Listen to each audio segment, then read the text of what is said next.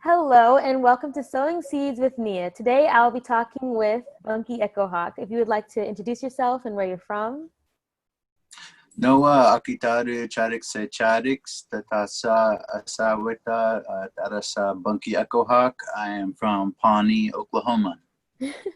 Thank you so much for joining us today. So I'm just going to begin with the first question, which kind of deals with your childhood. Most children and young adults have experience with artwork and painting, whether it's in an art class or at home, but a lot of people don't pursue a career in the arts. So I was wondering, when did you decide to make a career out of your artwork?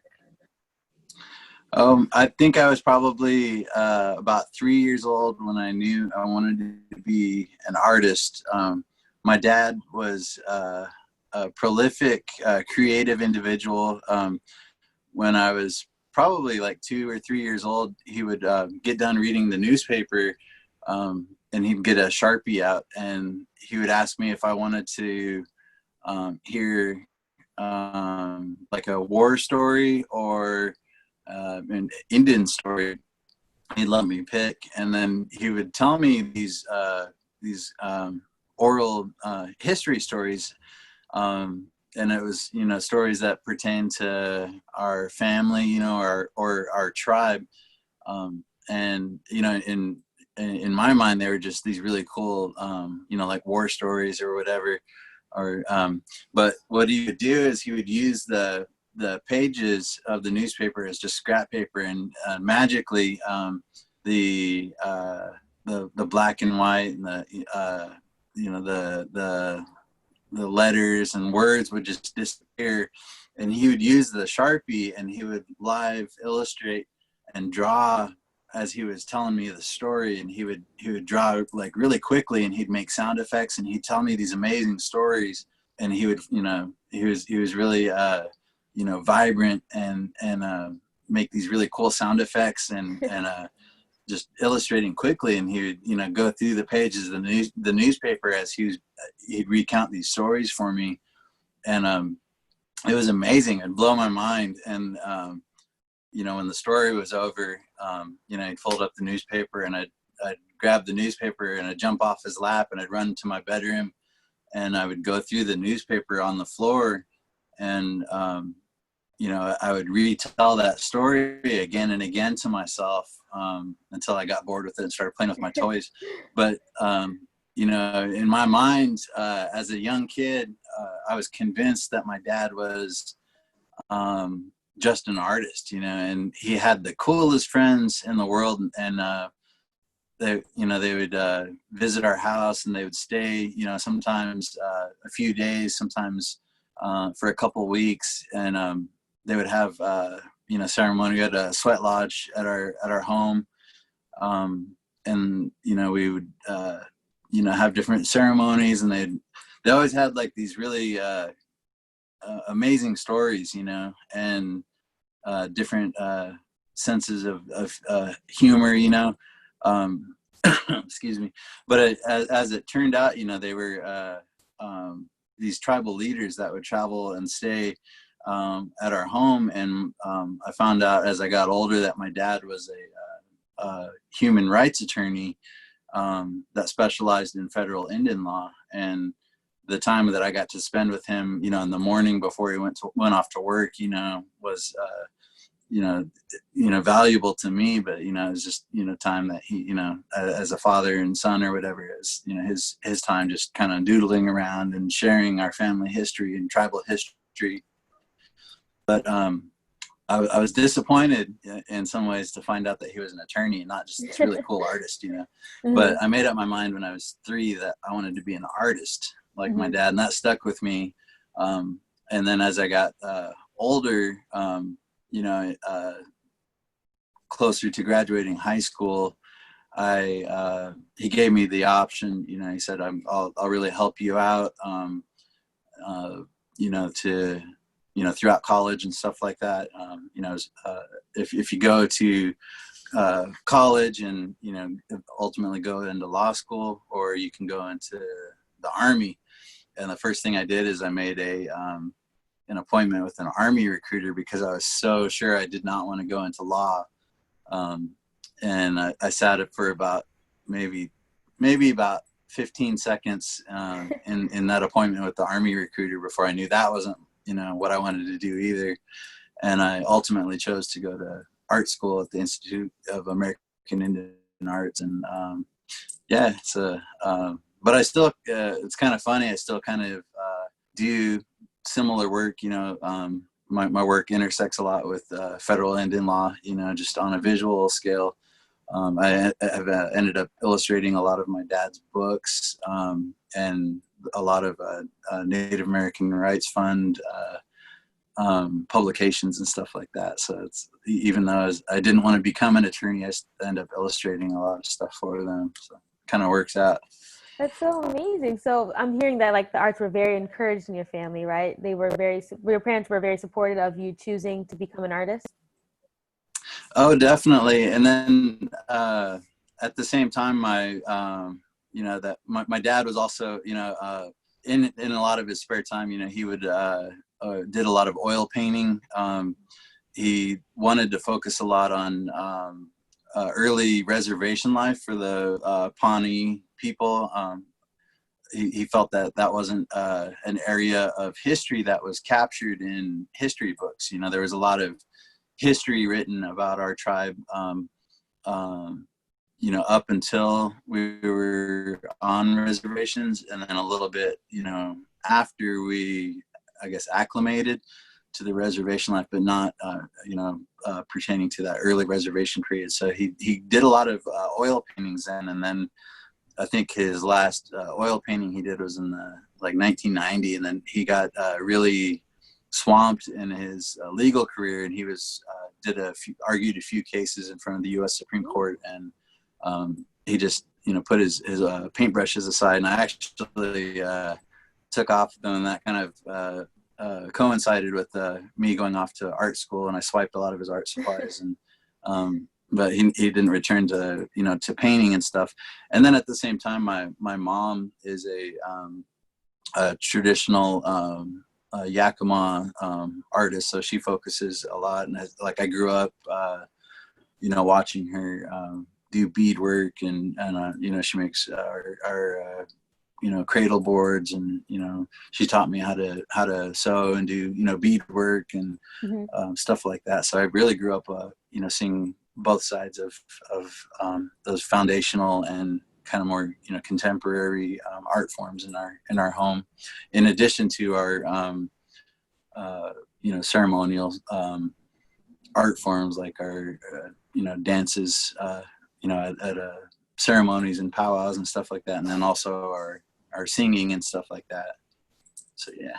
That's amazing. I want to backtrack a little bit to you talking about your experiences at the American Indian Arts, the Institute.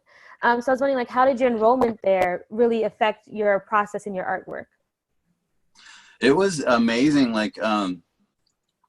When before I went there, I was kind of a nerd. I graduated from high school a semester early, and I had a little bit of time to kill. And before I went off to school there, I was really drawing a lot of kind of stereotypical native art, a lot of kind of beads and feathers kind of stuff, like wolves and the dejected Plains Indian warrior on a horse kind of stuff, a lot of romanticized stuff, and but then I just kind of happened to get a really cool opportunity to do some contracted illustration job with the ACES, the American Indian Science and Engineering Society, who at that time was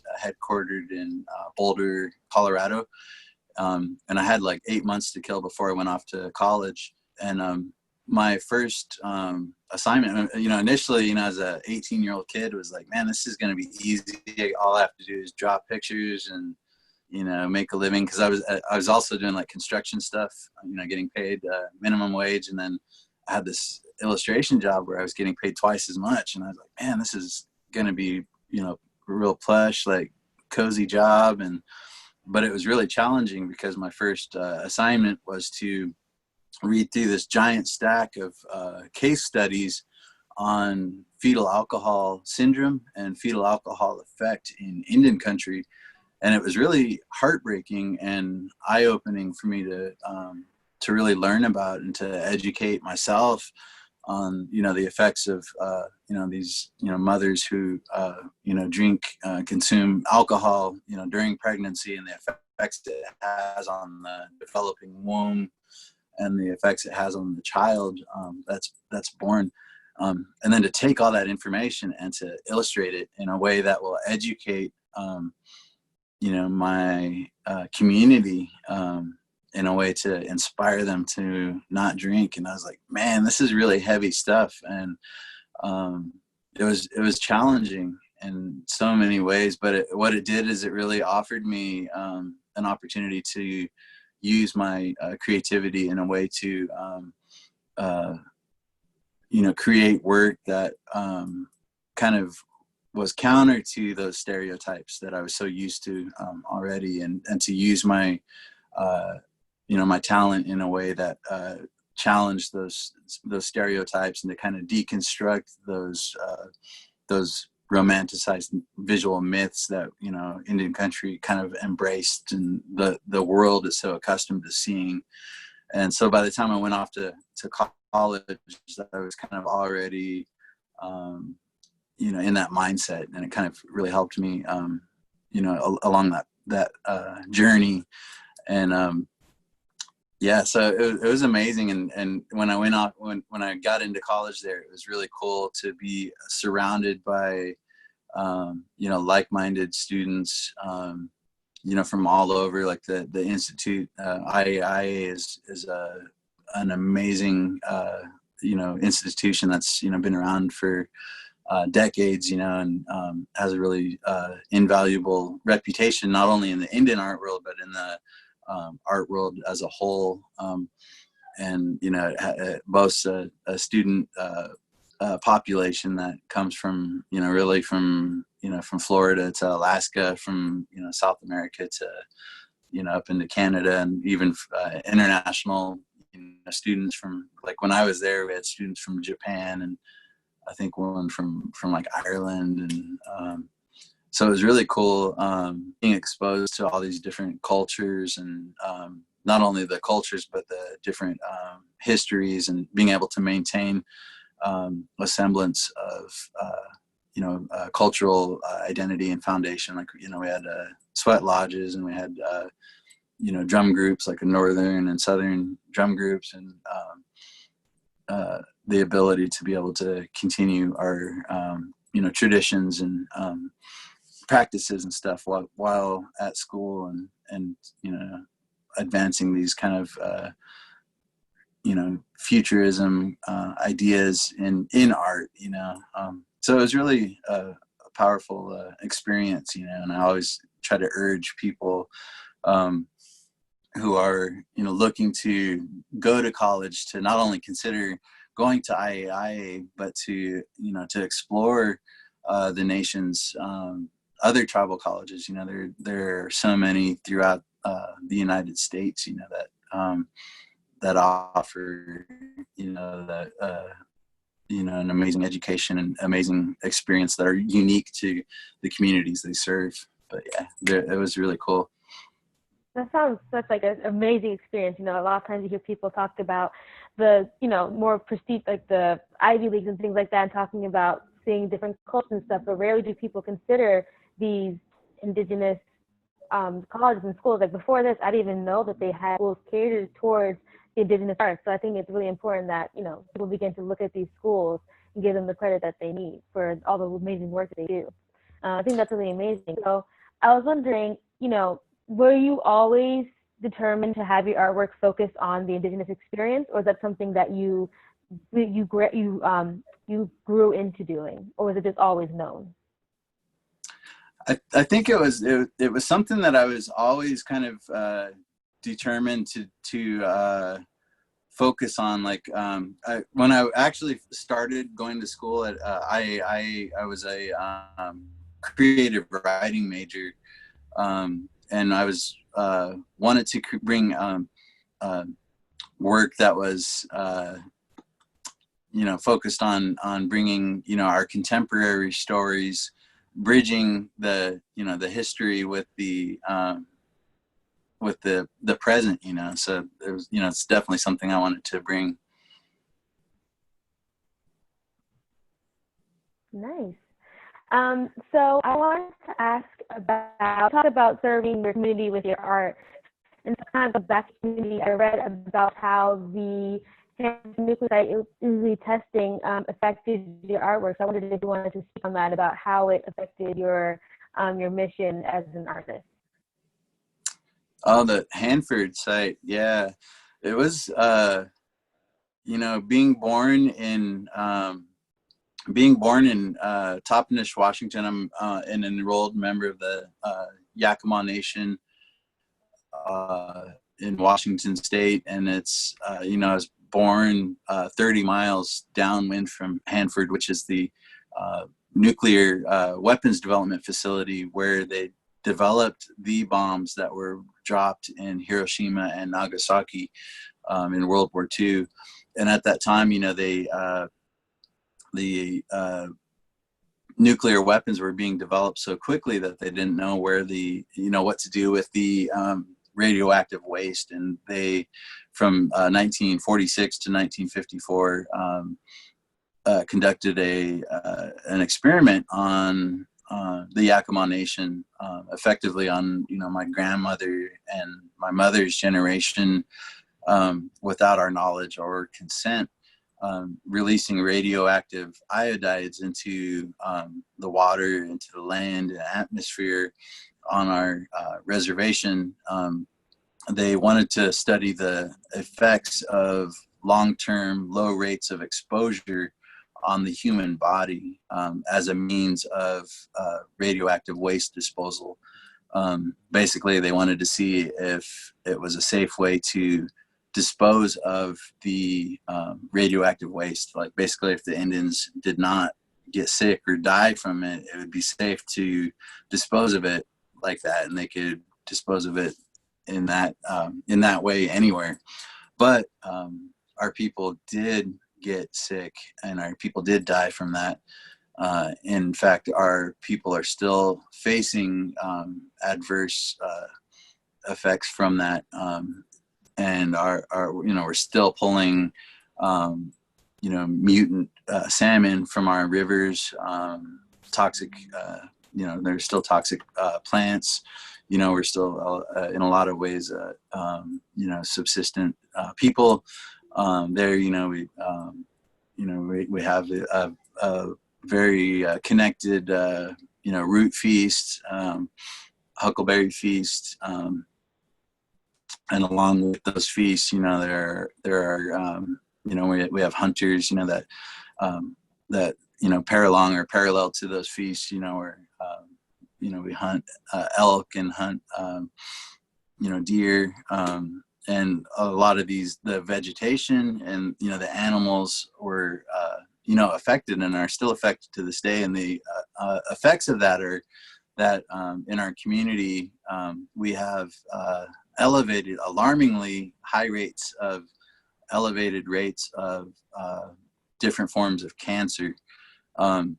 So we have, I think thyroid cancer is the highest form of cancer that we face in our community. And so when these documents were first disclosed publicly, it was kind of up to our, community to kind of figure out what was going on. And I realized, kind of early on, seeing that, my grandmother and my mom and, just our, tribal leaders and community people, that they shouldered the responsibility to seek that justice. And I really thought that was unfair that burden fell, upon them, and you look at the scope and the magnitude of the power that the United States government has at their disposal, the amount of resources that they carry, really in their arsenal, stacked against a small group of, indigenous people. It just really didn't seem fair. And so when it came to, what I could bring to the fight. I just really wanted to use my art, whatever I could, offer to help. And naturally, I just, wanted to use and offer, my art to help in the advocacy. So, you can see this painting behind me is kind of a remnant, so I used the gas mask quite a bit in my work to, to try to bring people into the conversation about not only Hanford, but also the other, they call them, Superfund sites throughout the United States, and just even throughout the hemisphere. The majority of these Superfund sites are located in, indigenous land. They're either, smack dab in the middle of, Indian reservations or indigenous land, or if they're not, they're located in economically depressed minority neighborhoods. And this, reeks of environmental racism, and it's unjust, And so the gas mask to me, paired with, indigenous, the war paint and all that, to me, I think it resonates, and I think it piques people's interest, and I think the gas mask, as well as like a universal image, I think globally people understand what the gas mask means. Like, people know that it means something bad has happened or something bad is about to happen, but it also is a symbol of resilience. It's a symbol of being prepared. It's a symbol of survival. And when you see the war paint on it, it's also a symbol of, like, these indigenous people are prepared and are ready to fight for that survival. So hopefully it's a message of just that, we're fighting for that level of justice. But yeah, so that's kind of where that Hanford kind of opened my eyes to, that environmental fight that we have. And then, once I learned about, what happened at Hanford, it kind of opened that door. That was kind of the first chapter, I guess. And I started learning about all these other sites that, we're facing throughout Indian country. And they're not all, nuclear sites. A lot of them are, like coal sites, or uranium sites, or pipelines, natural gas mining, like here in Oklahoma, where I live now, with my amongst my father's tribe. We're in the midst of natural gas fracking sites, where we've been in the last year, we've experienced nearly 20,000 man-made earthquakes, where, because of the fracking that's been going on unchecked, unregulated by the state government. So yeah, there's just a lot that's happening to to the, not only to the earth, but potentially to our drinking water, to the land and the air, and then ultimately to human bodies. And the first human bodies that are taking the brunt of this injustice to the earth are brown bodies. So that's what this art is about, is trying to raise awareness to that.